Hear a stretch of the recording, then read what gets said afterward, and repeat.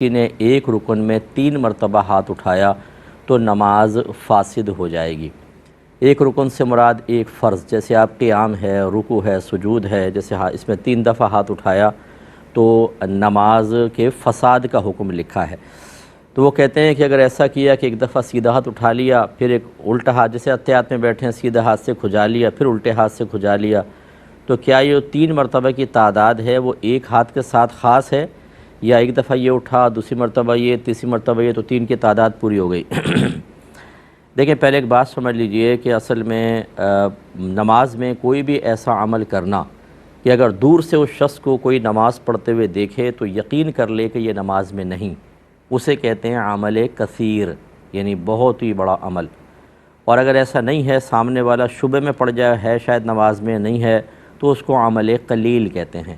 جیسے مثال کے طور پہ عمل کثیر کی مثال کے جیب سے موبائل نکالا اور اس کو کچھ کر کے پھر بند کر دیا۔ اب جب یہ کچھ کر رہا ہے تو دور سے دیکھنے والا یہ سمجھے گا نماز میں نہیں، کیونکہ دونوں ہاتھوں سے موبائل پکڑا ہوا ہے، یہ عمل کثیر کہلائے گا۔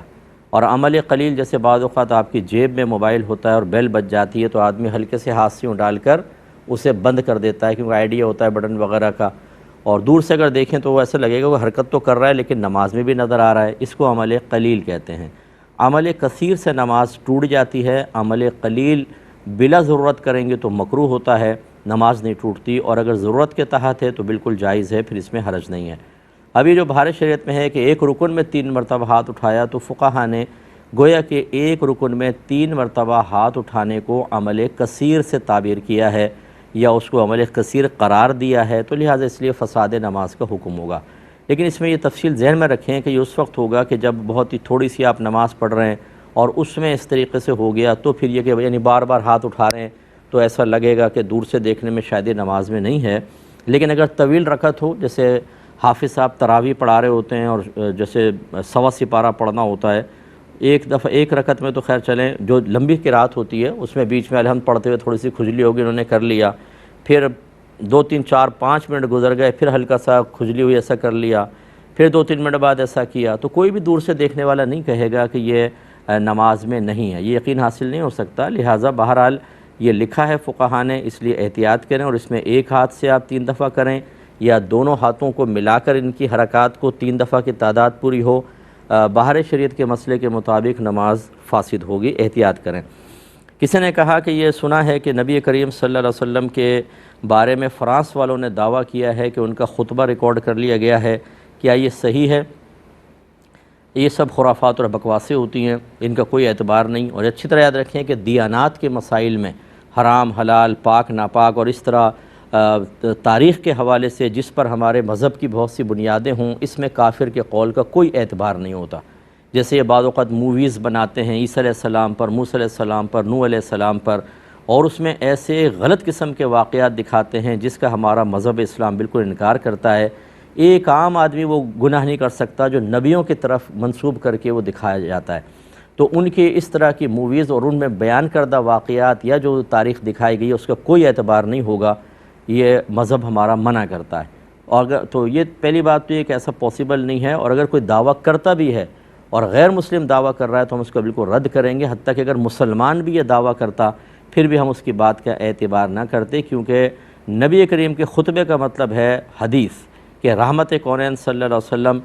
حدیث بیان فرما رہے ہیں، اور جو بھی سرکار بیان فرماتے ہیں وہ وحی الہی کی ایک صورت ہوتی ہے، گویا کہ یہ وحی الہی آپ قرار دے رہے ہیں اس کو، کہ یہ وحی الہی بیان ہو رہی ہے، اور کوئی بھروسہ ہے کہ ریکارڈنگ کوئی اپنے پاس سے بنا کر لگا دے؟ تو اس میں جو باتیں ایسی ہوں کہ فرض کر لیں پہلے آپ کو کسی تاریخ کے اندر نظر نہیں آئیں، کسی حدیثی کتاب میں نظر نہیں آئیں، تو اس طرح کے خطبے ایجاد کر کے اور کو منسوب کریں نبی کریم کی طرف کہ آواز ریکارڈ کر لی اور ایک نئی شریعتی درمیان میں آ جائے گی، ایک نیا جھگڑا پڑ جائے گا۔ اس طرح اس قسم کی خرافات کو بالکل اعتبار نہیں ہوتا، اور کوئی اس کو عام کرے تو پھر وہ عالم تو ہوگا ہی نہیں، بیچارے عام قسم کے لوگ ہوتے ہیں، ان کی باتوں پہ بالکل بھروسہ نہ کیا جائے۔ ایک کسی نے کہا کہ ہم نے کسی کو ادھار مال بیچا اور رقم وصولی کے لیے بطور ضمانت کوئی چیز ہم نے اپنے پاس رکھ لی، اب اگر وہ ہمیں رقم وقت پہ نہیں دیتا تو کیا ہم اس کی چیز بیچ کر اپنی رقم وصول کر سکتے ہیں؟ جی بالکل ایسا کر سکتے ہیں، اس کو رہن رکھنا کہتے ہیں، اس کو نہیں ہوئی رہن کہلاتا ہے، یہ ایک معاملہ کرنا اس کو رہن کہتے ہیں۔ اور رکھوانے والا جو ہوتا ہے وہ راہن ہوتا ہے، جو رکھتا ہے اس کو مرتہین کہتے ہیں، اور جو شے رکھی جاتی ہے اس کو مرہون کہا جاتا ہے۔ مثال کے طور پہ میں نے اسکوٹر کسی کو ادھار بیچی تو میں کہتا ہوں کہ یار تم اپنی گھڑی میرے پاس رکھو، جب پیسے دے دو گے میرے اسکوٹر کے میں گھڑی تمہیں واپس کر دوں گا، تو یہ مرہون شے ہوگی۔ لیکن اچھی طرح یاد رکھیں کہ ہے تو یہ جائز، اور یہ بھی جائز ہے کہ جب وہ وقت پہ پیسہ نہ دے تو گھڑی بیچ کر میں اپنی رقم وصول کر لوں، زیادہ ہے تو باقی اس کو دے دوں، اور کم ہے تو مزید کا مطالبہ کر لوں۔ لیکن یہ نہیں کر سکتا کہ جو میں نے مرہون شے اپنے پاس رکھی ہے میں اس کو یوز کر سکوں۔ یاد رکھیں کہ ادھار پر جب اس قسم کی کوئی چیز شے رکھ کر اور آپ اس ضمانت والی شے سے نفع حاصل کریں گے تو یہ اصل میں قرض اور ادھار پر نفع حاصل کرنا ہے، جس کو حکم حدیث کے مطابق سود سے تعبیر کیا گیا ہے، تو ایسا شخص سود کھانے والا شمار ہوگا۔ اس سے ہمارے وہ بھائی بہن ذرا درس حاصل کریں۔ کبھی کسی کا مکان گروی رکھ لیا، کبھی کسی کی گاڑی رکھ لی، کبھی زرعی زمین رکھ لی۔ چودھری حضرات ہوتے ہیں بہت سے، بیچارے گاؤں کے غریب لوگ ہوتے ہیں، کہتے ہیں بیٹی کی شادی کرنی ہے، آپ زمین ہماری گروی رکھ لیں، اتنا پیسہ دے دیں۔ کتنے عرصے میں دو گے جی؟ 1 سال میں۔ رکھ لی، اب اس کے اندر اپنی فصلیں کر رہے ہیں اور وہ کھاتے جا رہے ہیں آمدنی، اور وہ قرض اسی طرح باقی ہے۔ یہ سود ہے، حرام اور گناہ کبیرہ، اور جہنم کے انگارے ہیں جو آپ اپنے پیٹ میں اتار رہے ہیں۔ یہ اس طرح ہرگز نہ کریں، اور کیا ہے تو جان چھوڑا لیں زندگی میں، اسے واپس کریں زائد، اور اگر وہ مر گیا ہے نہیں اس کو پتہ تو اس کی طرف سے صدقہ کریں، ورنہ گئے آپ کام سے۔ یہ تھوڑا سا کھا پی لینا، تھوڑا سا نفع حاصل کرنا آخرت میں آپ کے لیے بالکل نافع نہیں ہے۔ ہاں یہ ہو سکتا ہے کہ مثال کے طور پہ میں نے کسی کو 50 لاکھ روپے قرضہ دیا اور اس نے ایک مکان مجھے دے دیا کہ آپ یہ گروی رکھ لیں، میں جب اتنے عرصے میں دے دوں گا، نہیں تو میرا مکان بیچ کے وصول کر لیجیے گا۔ میں نے کہا ٹھیک ہے۔ اب میں نے اس کو کرائے پہ چڑھا دیا، اور اس کے کرایہ جو آ رہا ہے وہ میں اس 50 لاکھ میں سے مائنس کرتا جاؤں۔ مثال کے طور پہ 1 لاکھ مہینہ پر میں نے کرائے پہ مکان چڑھا دیا، تو میں جیسے 1 لاکھ کرایہ آیا تو اب اس کے 49 لاکھ رہ گئے، پھر 1 لاکھ اور آیا تو 48 لاکھ، یعنی وہ اسی کے قرض کی مد میں لیتا رہوں تو صحیح ہے۔ یہ نہیں کر سکتا کہ 50 لاکھ قائم ہے اور یہاں پہ میں کرایہ بھی لیتا رہوں، یہ حرام اور سود اور گناہ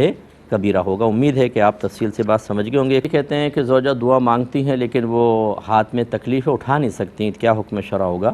دیکھیں، دعا میں ہاتھ اٹھانا سنت کریمہ ہے، اور یہ اسی کے لیے سنت ہوگی کہ جو